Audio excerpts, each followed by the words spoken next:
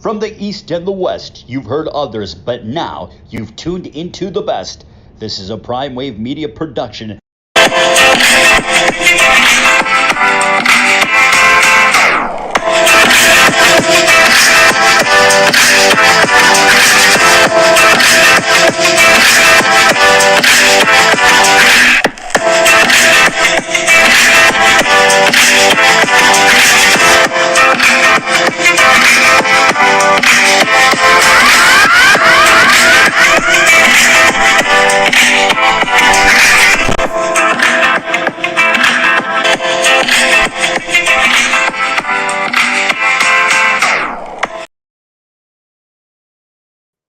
What's up, world? It's the one and only Pop DiBiase, the PrimeTime Capper. I'm feeling good. I'm feeling great. It is time for the premier sports betting show, the PrimeTime Angles. And I'm feeling good. I'm feeling great.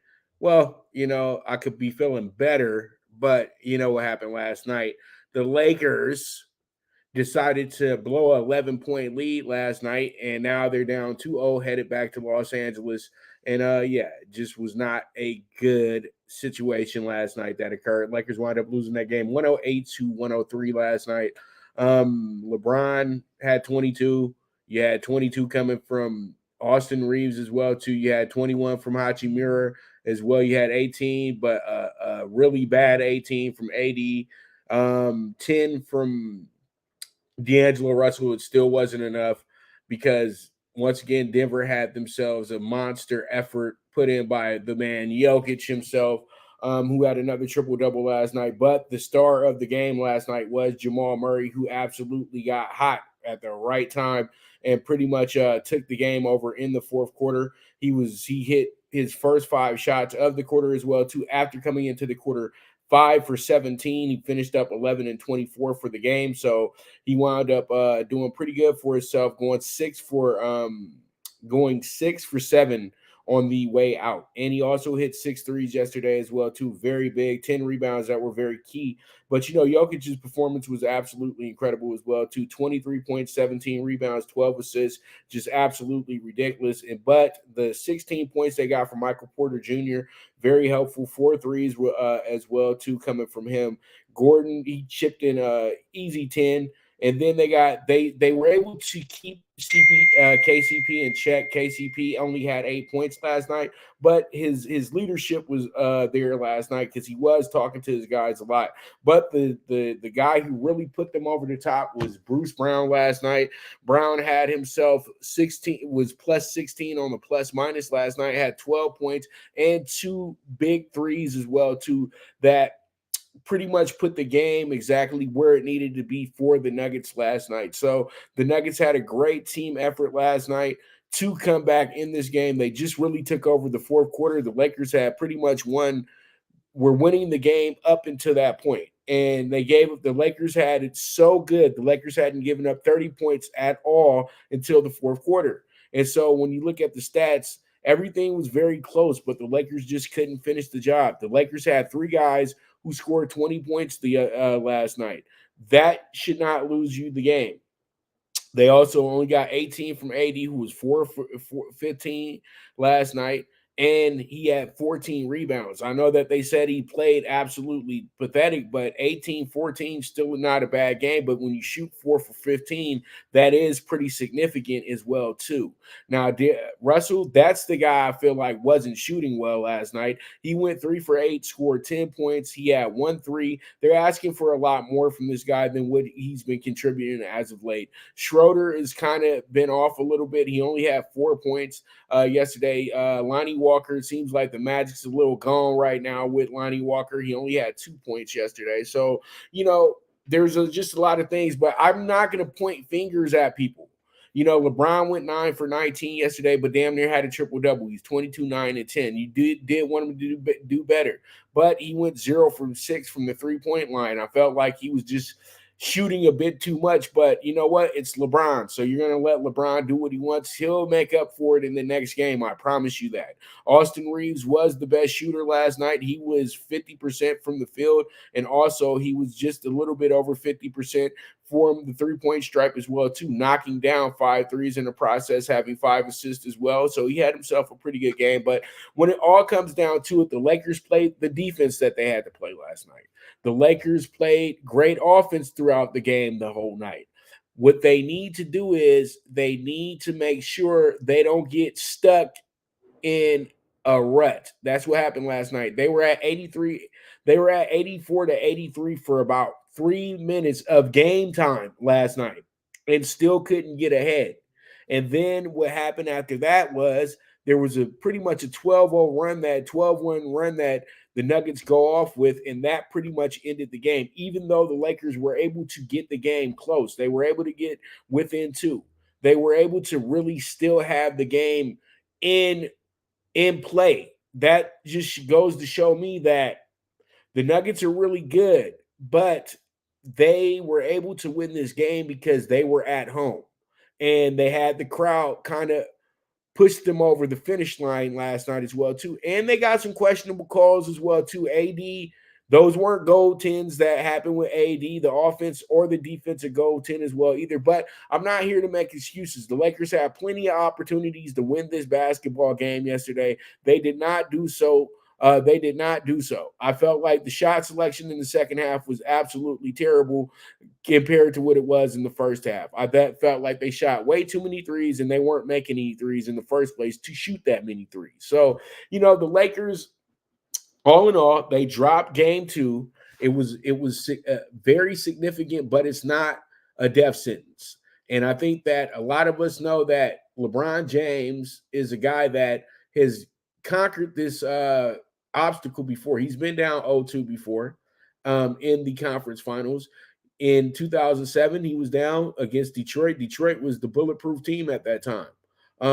He was down against also, he was down against, was it Detroit? It might have been Boston, but he was down in 2007. It was Detroit. Sorry about that. And he was down 2-0 in that series and then came back around 2018, Boston Celtics, young puppies. You know what I mean? You got Tatum, you got Brown, you got this hungry team. You had Isaiah Thomas. You had all these hungry guys that were there that wanted to prove themselves. And pretty much they were they beat them on the road as well, too, the Cavs. So, these 0-2 situations for LeBron, they're not death sentences. And I think with the way that Ham is leading this team, they still have the utmost confidence. Like he said last night, this isn't the NCAA. We're not one and done. It's the first of 4 wins here.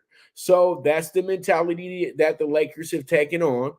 They know that they're going to lose some games. But I truly do feel like when they get back to Los Angeles, things will be a little bit different and calls will be a little bit different as well, too. I really do feel like the Lakers are going to be able to actually lock up both of these games in Los Angeles Saturday and Monday to force, a tie going back to Denver.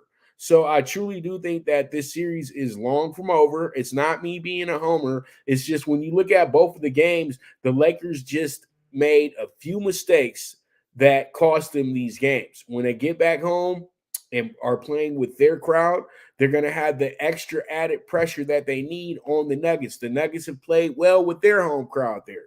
So it makes a lot of sense. So pretty much you got 2 teams that are undefeated at home and they protecting their home court. So we'll see how it goes. We'll see how it shakes out. But Lakers Nuggets, it's not trouble in paradise yet. But we'll know on Monday when I come back around with State of the Lakers exactly where we're going next for the series. Because if the Lakers lose Saturday, I'm probably going to go ahead and start getting the obituary ready. You know what I mean? So, hey, it is what it is. And pretty much let's move forward and talk about the Celtics and the Heat tonight. This one is going to be a good game. I know a lot of people are very, very gung-ho about the Celtics running away with this game. And, pretty much the Heat having themselves a very good win in game 1, but it was seen as an upset, and a lot of people really don't believe in what they're capable of doing. But I'm here to explain this to you guys. I had a back and forth with one of my clients this morning about how spreads work, and he felt like that the Miami Heat were being disrespected because, they won the last game and they're still a +9 dog. You know what I mean? Well, I had to explain to him it's not about what the talking heads say when they say, oh, Vegas, it says that it's going to be a blowout. Vegas never said it's going to be a blowout. Vegas sets the line at -9 because they need to get equal betting from each side. So the 9 is really in favor of the Heat. So pretty much the +9 helps them get Heat money, because when you see a +9 on a team as a sharp better, usually that's the first thing you think about taking. But when you know how the game is a must-win situation, then you'll go ahead and tell yourself, I think the -9 is doable tonight because they should win this game by 10 or better. So that makes it an equal betting game. But if I put the Boston Celtics at a pick 'em, everybody's going to take the Boston Celtics, and I have no Heat money. So what happens is what happens if everybody bets the Celtics and not the Heat? That means that one side is taking all the money tonight. You know what I mean? And no book is going to be able to exist if they put it out, if they do that. Because at the end of the day, they'll never tell you this, but bettors pay bettors. Okay. Bettors really pretty much pay each other. All what the book is doing is putting out the line, holding on to the money, putting out the handles, all that good stuff, and then dispersing whatever takes place when these games end. So pretty much that's what it is right there. A lot of these gamblers, these bettors, they won't tell you this at all. That it's just you guys betting against each other, but somebody's holding the money for you. It's that simple. It's when you start thinking about it like this, you're gonna stop listening to these idiots. I'm not gonna call them idiots. They're all smart people. They went to college, whatever. But you're gonna stop listening to these people because they don't know what they're talking about. They're not gambling experts. They're just talking to talk. So pretty much the game is set up like this because a lot of people believe that the Celtics are going to win this game. And that's pretty much the consensus right now. And I think the way that this game sets up tonight is it may not be a blowout. It may be a blowout. But I truly do think with the way Boston has bounced back this season, that this game will wind up being a game that's in Miami's favor. And in Boston's favor, sorry. And Boston winds up winning the game. I also think that tonight they're not going to have as much offense as they did in game one. I think that the defense is going to show up tonight for the Celtics, and they're going to cut the lights out. I'm serious. I think that a lot of people have a very, sharp mind and idea about how it works, and I know that a lot of folks feel that, teams are getting disrespected because how the line works. It's not disrespect. It's about how the bettors are going to move their money. No book cares about the outcome of the game. They just care about how the money's going to get distributed and making sure that they're not going to just pay one side, because they're not trying to go belly up, dude. Come on, man. Seriously. So, because whatever's left over, that goes back to you guys. But I don't need to sit here and explain all this to you for free. So, make sure you sign up to be a client, or you guys, when I start doing these seminars in the first few months, you guys can sign up and be a part of the seminar. But at the end of the day, don't let them fool you into thinking that this is a guaranteed blowout for anybody. This is a game that has to have equal betting. So the only way you're going to get equal betting is making the Celtics an absurd favorite, and then giving everybody this kind of inkling of hope that they could jump on a big dog tonight in the Heat. Pretty much what it is, it's going to take a mirror. They're saying it's going to be a very difficult night for the Heat. It's very obvious, and the numbers back it up as well too. So I pretty much look at this and I say to myself, this should be a very good game, but Boston will probably run away with it at the end. Let's just keep it real. That's how the game is setting up. That's how I'm looking at the game. If Boston can shut down the extra scorers, if they don't allow 4 guys to get 15 points tonight, Jimmy Butler to get 30, they should not have a problem beating these guys tonight. They should not. And possibly don't even give up 100 points tonight. But we'll see how it goes. We'll see how it shakes out. I think the best bet here, to where you can keep your patience, is the best bet is going to be the under. I like the under 215, and we'll see how it goes. We'll see how it shakes out. We move forward from there. Let's go ahead and talk about a guy that I am really kind of high on. I've been high on him since he was a sophomore in high school when he was going to Lincoln in Michigan. I thought the kid went to Lincoln in Brooklyn, over in Coney Island, but it wound up he went to Lincoln in Yitzhak something Mission Charity Corner, Michigan. He committed to Michigan State. Tom Izzo, his sophomore year, he was very, very, a very awesome specimen when I saw him.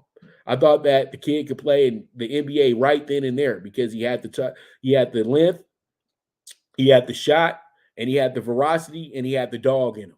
And what happens is guys get really big and they're from these small towns, and then people don't know how to really show them how to be great off the court, where they can just keep things low key, not try to be the big star. What happened to the young man is that he wound up being in a situation where he went to a school that was far away from home somewhat.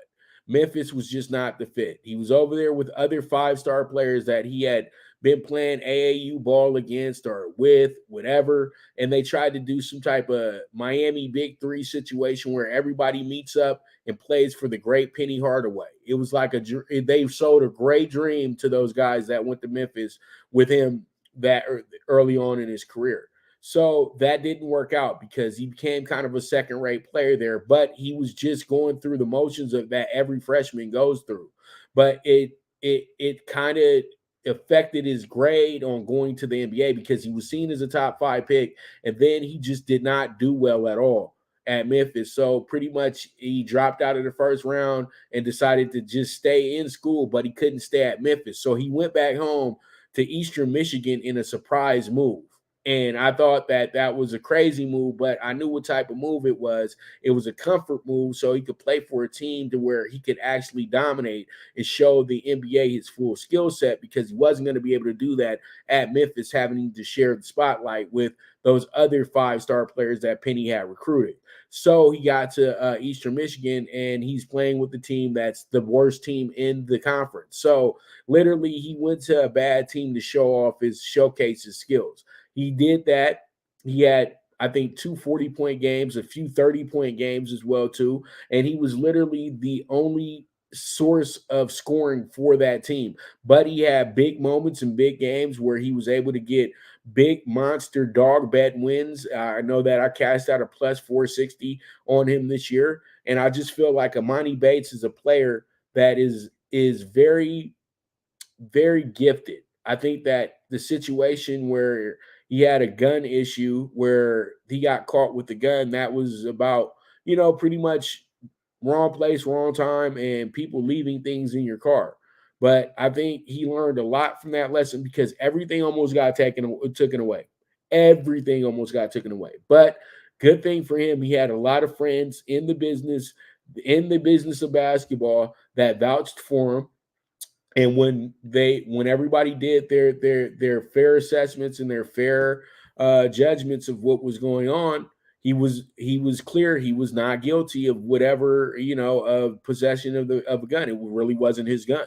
But he learned a valuable lesson that you shouldn't probably be riding around with guns if you're not a gangster, if you're not a cop, if you're not a marksman or a hunter or something of that nature. You shouldn't be riding around with guns. It's that simple. I know that people want to be protected, have their Second Amendment, all that good stuff. But, we live in a day and age right now where guns are a very hot topic about who's using them and what they're using them for. You know what I mean? So pretty much Emoni Bates is a guy to me that can pretty much play for any team in the NBA right now. I'm serious. He's a guy that literally will be worth the price. He will be worth the pick. He truly will be.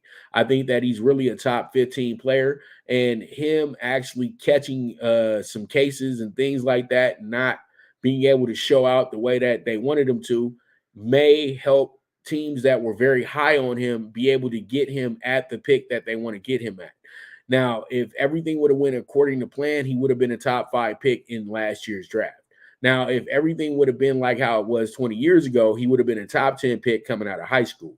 So I think that the kid is going to play on a big time level because what they've done to him. They're pretty much putting him in a box right now, and they're making him almost like a fringe player to the NBA. And I saw a scouting report on him the other day and saw him actually play, and I knew that scouting report was absolute BS. You know what I mean? It's coming from a guy who's never played in the NBA. Shit, I don't even think he got past junior varsity tryouts. So, whatever they're talking about, that's cool, that's great and all, but most times they get it wrong. So pretty much they just keep them working because they love to write articles and they get their articles out on time. It's that simple. So pretty much Emoni Bates, keep your eye out on him. He should be a guy that keeps the needle moving. I think that it's going to be a significant draft pick, and I like the kid. I think that good for him that he might possibly wind up on a playoff team and not a team that's trying to rebuild for the next 20 years. So it is what it is. We move forward. Let's go ahead and talk about what is going down Saturday night, and that's going to be the biggest fight of the year, in my opinion. Yeah, I said it. Biggest fight of the year. Haney, Loma, make weight. We have a fight. Who wins and why? This is the undisputed lightweight championship of the world. It's for all the belts. Devin Haney, one of the youngest undisputed champions, if not the youngest undisputed champion of all time. Devin Haney comes in here riding a 24-0 record, and then he's going against Loma, who's riding a 16-2 record coming into this fight. And Loma is seen as one of the greatest amateurs to ever step in a ring. He went 396-1 in the amateur ranks. Devin Haney is a guy who was a high flight amateur as well too, but he did not fight in the Olympics like Loma did. But he has some classic fights with Ryan Garcia where they fought, I think 6 times. And they're 3-3 in that regard. He also has built a beautiful foundation for his career as well too. He was able to check off all the boxes the right way and do everything that was asked of him to be in this position today. Now, Loma is a guy that is really lived up to his hype, even though a lot of people feel like it could be more with him. He's actually lived up to everything that they expected him to be in boxing. And so pretty much I think that he's had his turn. I think that a lot of people want to hold on to that old thing and hope that old thing doesn't, go away. And they feel like he has the more experience because he does. They feel like he's a smarter boxer. Well, he's been around, he's an older boxer. So of course he should be a smarter boxer. Like, what kind of sense does that make? Devin Haney is exactly what his nickname is. The Dream. Yeah. I don't care who gets pissed off, who gets mad, who says, Pop, you homering or you meat riding or whatever. Devin Haney is a guy, I've told you guys the story. I'm going to put the interview up today, and I'm going to put up the interview with his father, that I saw the next big thing in boxing. I interviewed the next big thing in boxing back in 2019. The guy checked off all the boxes for me. Professional, focused, and ready to fight anybody. The guy has earned the right to be here. Straight up and down. This man looks you into your eyes. Your favorites don't do that. That means when a man looks you in the eyes, that means he's telling you the truth. You know what I mean? You won't get that from Tank Davis. You won't get that from Shakur Stevenson. You'll talk to Shakur, and it's like he'll be looking over at something that's way down the street, but still answering your question. How rude is that? You know what I mean? But I don't take these things personal, things like that. It's just the little things that I see that make a champion, and make a really great professional. And Devin Haney really does check off all the boxes. And if anybody has taken the real Floyd Mayweather blueprint playbook, it's Devin Haney. Devin Haney was able to witness it with his own eyes as he was growing up. His first trainer was Floyd. His first pro trainer was Big Floyd. So he knows exactly what it is. And just like LeBron, he was the chosen one. Zab Judah is his big homie. Zab Judah's father was his amateur trainer and his trainer when he won the undisputed belt as well too. So he's been around all these legends in boxing and he's grown up in the game. And when you have it like that and you understand what this is all about at this early of an age, and you already have your own promotion company and all that good stuff, it's a absolutely beautiful thing. And I truly do feel like this is his moment of truth. It's a show and prove for a lot of people that feel like he needs to prove him and to show them that he's really worth the price of admission. I'm going to be very bold today when I say what I say. Devin Haney is going to park this boy. And if you don't know what park this boy means, he's going to knock him, pardon my French, he's going to knock him the fuck out. And I'm going to tell you guys like this, bet the under. I know it's at 10.5. I see this fight ending in 8. I think that Devin Haney is going to take out all the aggression, all the tension that has been building up since, everybody has so much to say about his ascension to the top, his ascension to being a champion. It's time to go ahead and make your moment happen. And I feel like it won't be as bad as Mayweather Gaddy, but it's going to be in that realm. That's how I feel. I'm sorry. That's just how I feel. Okay. And I think that he's going to really make this man quit. I think that this man is going to say, you know what? He's just too much for me. He's too quick. He's too big. He's too everything. Or Devin is just going to put him out, literally to where he doesn't get up. So with that, we'll go ahead and we'll take our first break of the show. And when I get back, we're going to go ahead and we're going to talk baseball. We're going to talk Blue Crew Daily. And I got some few games to talk about with you guys today, like the best of. So we'll see how it goes. We'll see how it shakes out. But you guys stay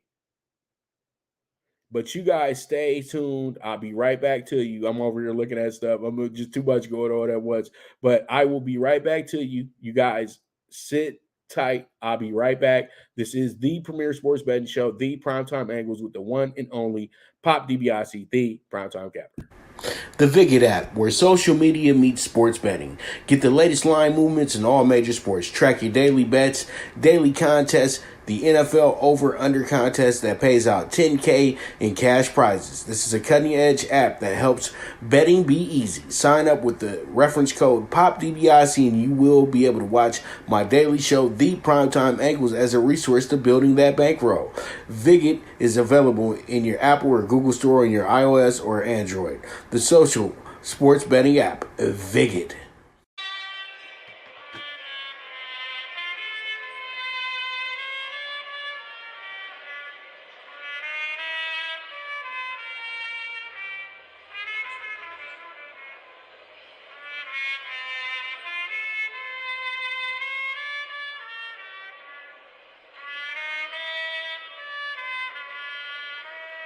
From the East and the West, you've heard others, but now you've tuned into the best. This is a Prime Wave Media production.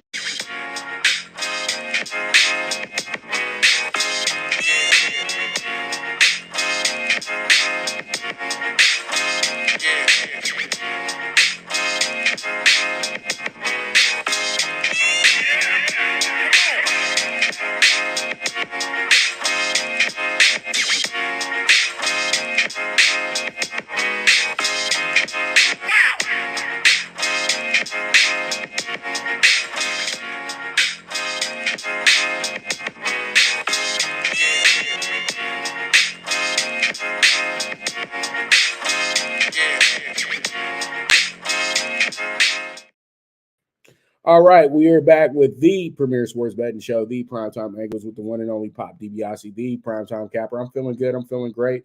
So let's go ahead and jump into Blue Crew Daily.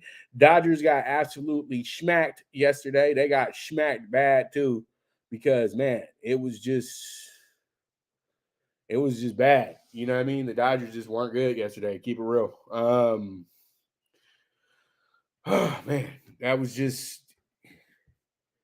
Man, it's depressing. I just had a horse over at San Anita. I thought he was gonna win. They bet it down to 5-2. Winds up finishing fourth. You know how it goes, man. I'm just like, damn it. And then the horse blows the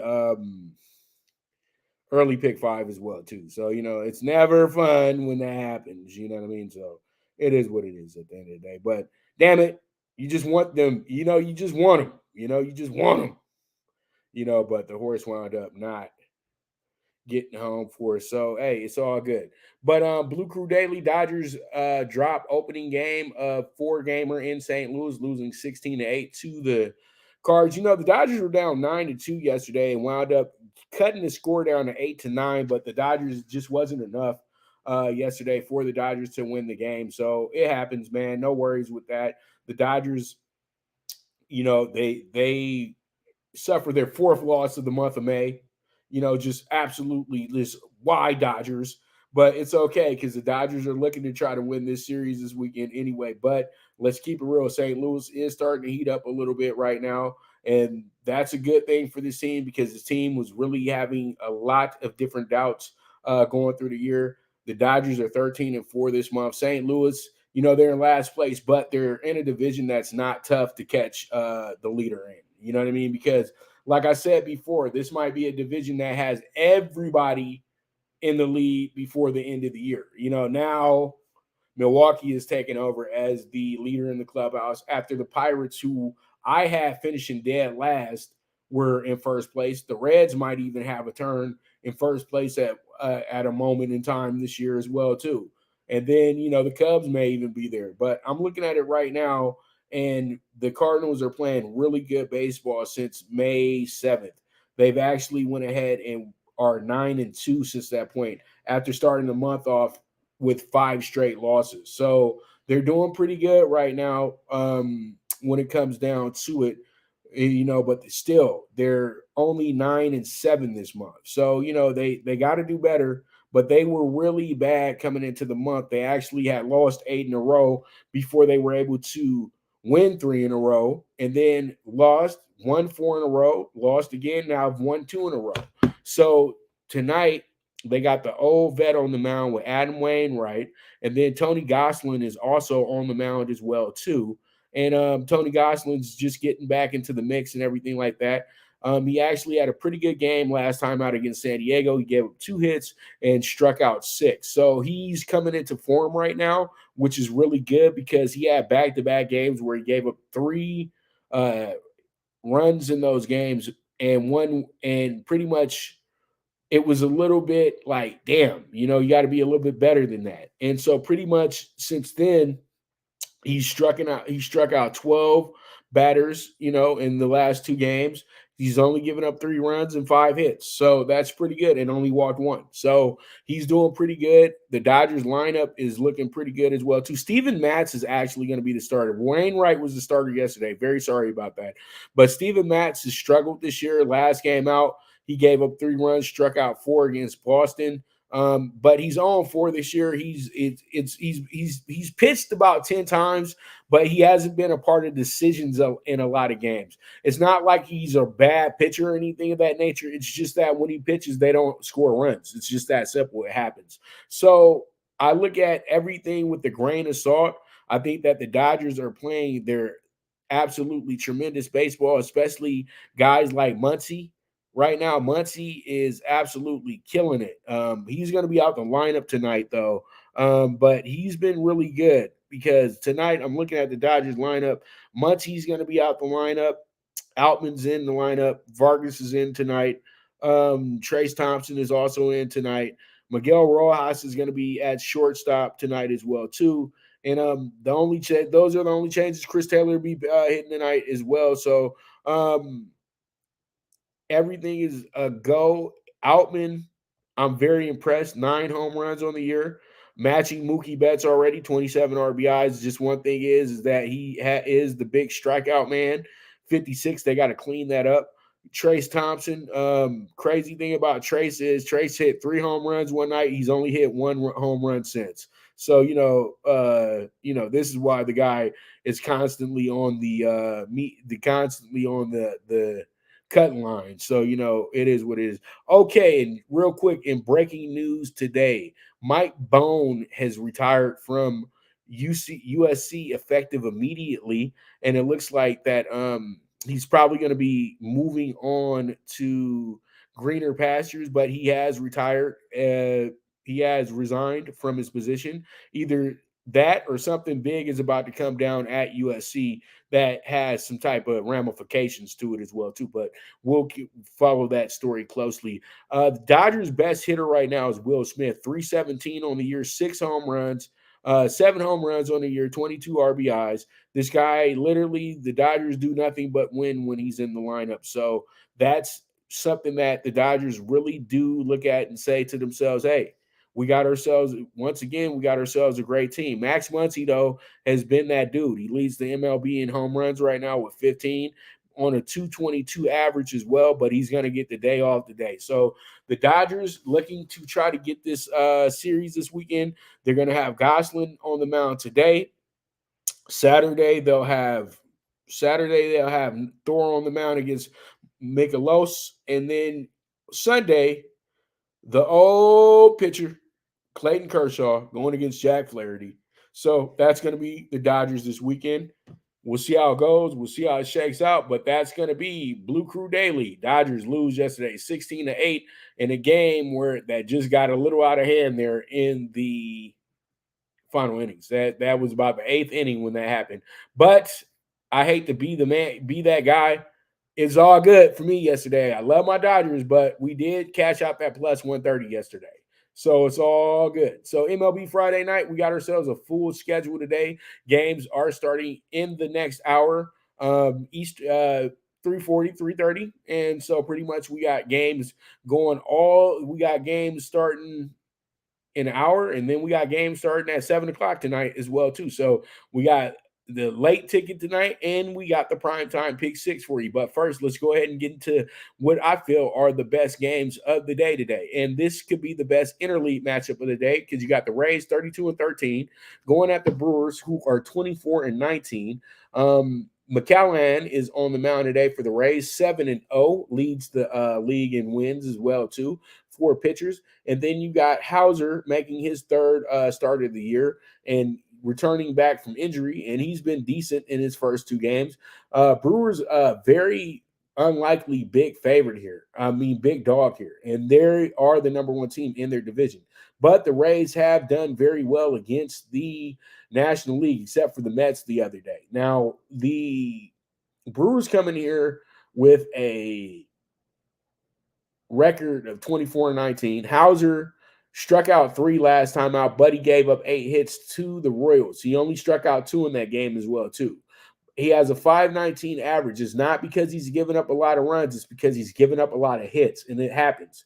So pretty much he's still working himself into the rotation, and a lot of times guys need a few games, and this is the 3rd game. So we'll see exactly what happens. Now, McCallaghan has been absolutely tremendous. The only game where he got kind of hit in was the Yankees game where he gave up 4 runs, but they still wound up winning that game. He just wasn't a part of the decision. He hasn't been a part of the decision since May 3rd when they beat the Pirates. So he's trying to get himself another win to move himself up that ladder a little bit more. But right now, if you're thinking about AL Cy Young Awards, Shane McCallaghan is somebody that should be at the top of your list. Now, the Rays are absolutely insane. They lead the MLB in batting average, on-base percentage, runs, home runs, slugging percentage, also earn ERA. They're 2nd in that category.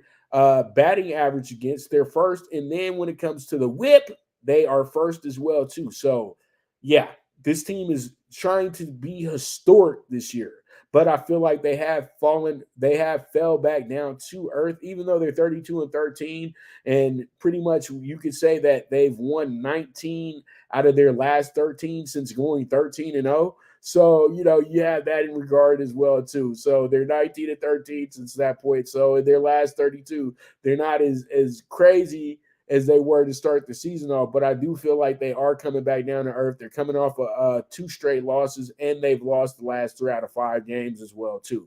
So we'll see how it goes. We'll see how it shakes out. But tonight, I do like the under in this spot. I expect both these pitchers to be on like Donkey Kong. So there it is. There it is. We'll see how it goes. We'll see how it shakes out. And this should be a very, very, very good game tonight in Tampa Bay. Now, let's move forward and jump into our next game, which is going to be this right here. It's going to be a divisional game, to be exact, and it's going to be between two teams that are really playing great baseball right now, and it's going to be the Orioles and the Blue Jays. And a lot of people, we're all caught by surprise a little bit because the Orioles are just playing great baseball right now, and they got all these young exciting players that you want to really follow, and you want to see like what they're going to be able to do in the future. You know what I mean? Like, they got really good players, man. And I told you guys this because the Orioles were a team that made me a lot of money last year because they were always the dog. And pretty much that's what happens when they make you the dog all the time. And then when you make the trade that they made when they got rid of Mancini, I said this team is a lot more worried about their future right now than absolutely, just having a guy here who's sitting around wanting to just get a monster payday from him, because he was one of their best players, and he had this whole, spiel about he wanted to stay in Baltimore, but he knew Baltimore probably would be the only team that would pay him some big bucks. So Baltimore knew this, and Baltimore played it cheap. So they got a roster on a cheap situation. Last time they overspent on a roster, they wanted to win a World Series. They couldn't do that. So they've learned over time, if you build it, the wins will come. And that's exactly what they're doing right now. You got to understand, this team groomed Manny Machado, and Manny Machado became a $115 million man elsewhere, but they moved on from him because he wasn't conducive to their winning style. Now, they got Kyle Gibson on the mound, who's been their best pitcher all season. I know a lot of people look at me and say, how? Kyle Gibson has really been the spark, even though even though he hasn't won a decision since the 27th, and actually has lost his last 3 in a row, to be exact.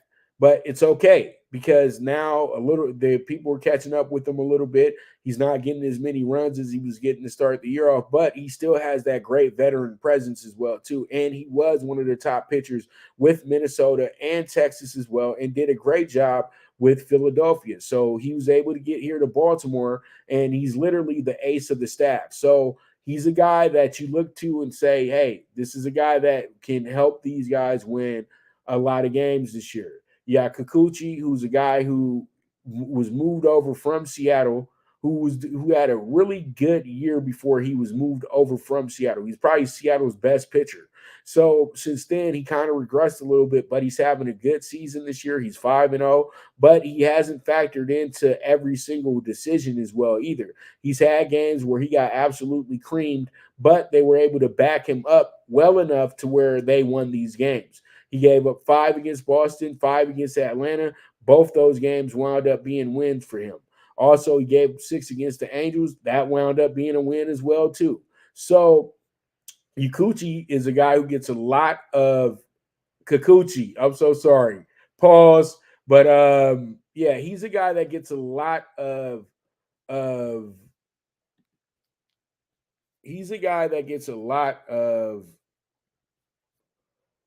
run support. So that's really good for him moving forward. And I think that should be something that we all kind of look at and say to ourselves that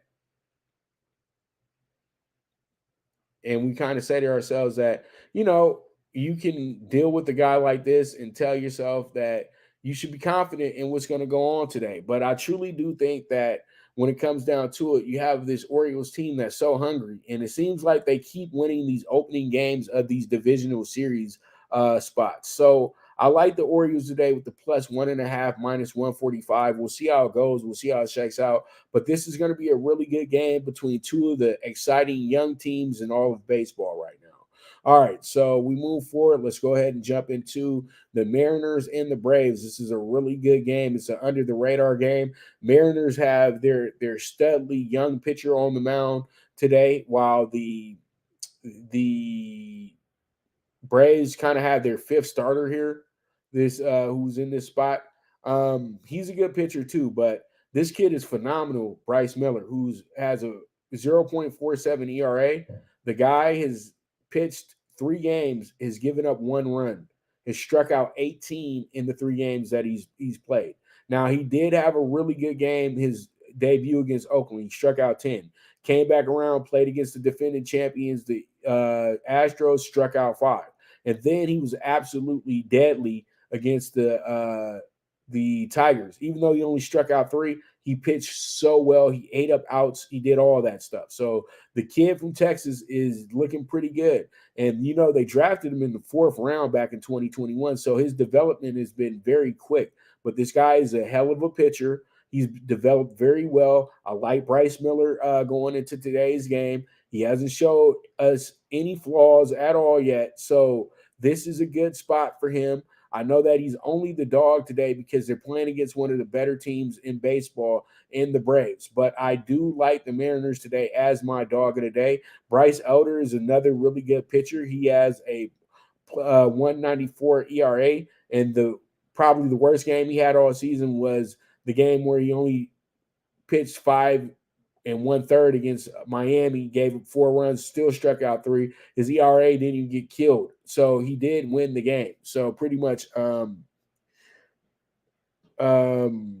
it just pretty much seems like it's going to wind up being a really good day for the Mariners, in my opinion. I think the Braves are going to be a very big over bet today in this spot. I'm going to keep it real because Elder is a really good pitcher, but it seems like they're having a lot of issues with these American League teams this year as well too, because you guys already know what happened last weekend. They got swept by the Blue Jays. So, the Mariners coming in here, they need wins as well too. The Mariners are more of a desperate club. The Braves have a cushion here in the NL East. That doesn't mean they're trying to lose all weekend, but it just shows me that the Mariners can open up this series with a win, and I think that's exactly what they do. So with that, we're going to go ahead and take another quick break, and when I get back, we'll be on to Talking Tickets. So you guys stay tuned. This is the premier sports betting show, the PrimeTime Angles, with the one and only Pop DiBiase, the PrimeTime Capper. Now you and your friends can compete in the sport of kings and win big with Stable Duel.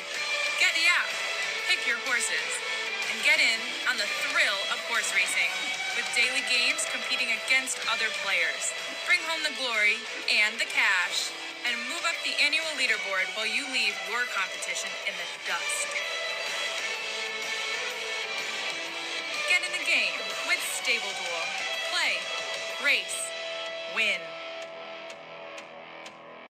Good News Only Racing Club, led by the legendary Doug O'Neill, the trainer of 2 Kentucky Derby winners, and I'll Have Another, and Nyquist. Also trained 2-time Breeders' Cup champ Golden Sense, who are just a part of a long list of thoroughbred champions trained by Doug O'Neill. The Good News Only Racing Club has a young core of horses to look out for in Dennis's Celery, Irish Heatwave, and Notre Dame, just to name a few. Win the day every day with the Good News Only Racing Club, a proud sponsor of the NFL Bet Exchange. All right, we're back with the premier sports betting show, the PrimeTime Angles, with the one and only Pop DiBiase, the PrimeTime Capper. And let's go ahead and jump into Talking Tickets. And since we're talking tickets, you guys know I'm about to be on Santa Anita for the rest of the afternoon. So you guys, if you are following me on Twitter, let's go ahead. You guys follow me on that situation because we got the late pick 4 coming up right now. So pretty much we just had a winner come in with the Gypsy And horse one for fun too. Gypsy Lynn, that was our horse 2-1. It was the favorite, but we still got that horse home. So pretty much.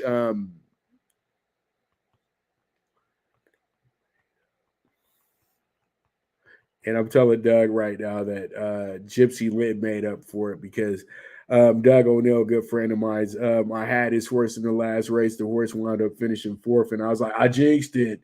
And he was like, no, you didn't jinx it. So here we are. Let's go ahead and jump into our first group. It's going to be the PrimeTime PK6, 45-1 ticket. I like the Diamondbacks today with the -1.5. They got the great Zach Gallen on the mound today, who's absolutely a gem this year. Yankees -170 in Cincinnati tonight. I know that's going to be probably one of their sellouts this weekend as well, too. I think they're going to sell out probably the whole weekend. It's the Yankees in the house. And then we have the Brewers and the Rays under 7.5. This is going to be a good one as well, too. We have the Orioles tonight, who was a part of our important games of the day, +1.5, -145. Then we have the over 8.5 with the Mets and the Guardians today as well, too. That game is going to be in New York, too, I think. So pretty much I do like the over there because Carrasco, come on, let's keep it real. He's a guy that can get hit really hard, and he used to be on the Indians. So they know every single flaw the guy has. And then our dog bet of the day, the Mariners +125 tonight against the Braves in Hotlanta. So we'll see how it goes. We'll see how it shakes out. We move forward from there.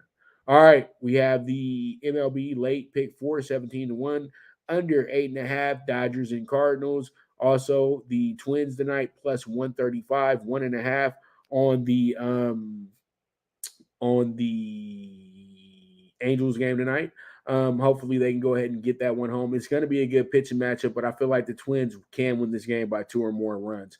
Then we have the over 8 with the Red Sox and the Padres tonight. A very good game, in my opinion. I think that it can go either way. That's why it's tough to pick a winner. That's why I'm taking the over 8 Red Sox Padres. And then also we have the Marlins money line +100 tonight as well. 2-2 in tonight because, come on, we got Alan Carter on the mound tonight going against the lowly Giants, even though Descafani is probably their best pitcher going at the moment. So we'll see how it goes. We'll see how it shakes out. 17-1 ticket for that.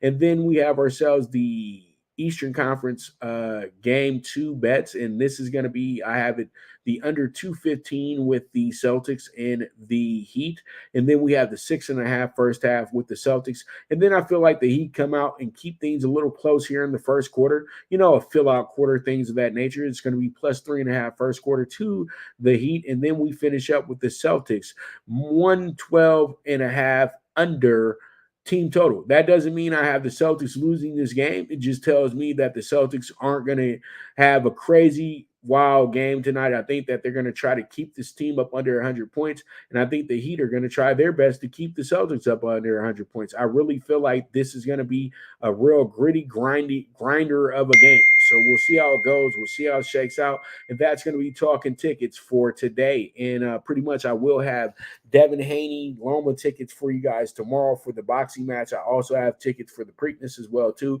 I'm just going to play the Preakness. I'm not going to play like every stakes race at Pimlico. I'm just going to give you guys the Preakness because that's the important race, and I should have a Santa Anita card for you guys tomorrow as well, too.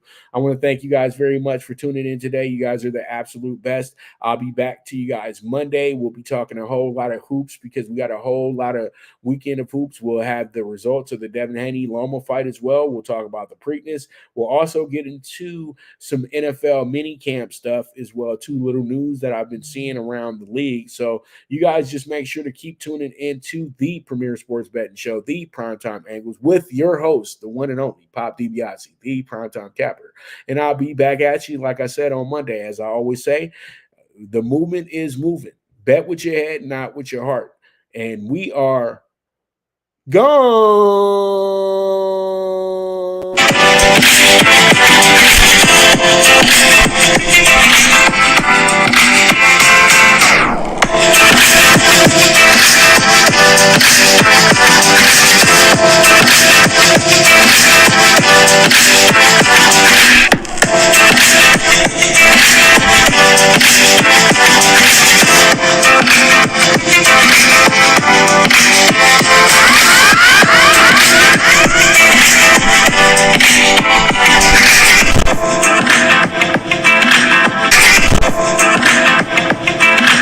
From the East and the West, you've heard others, but now you've tuned into the best.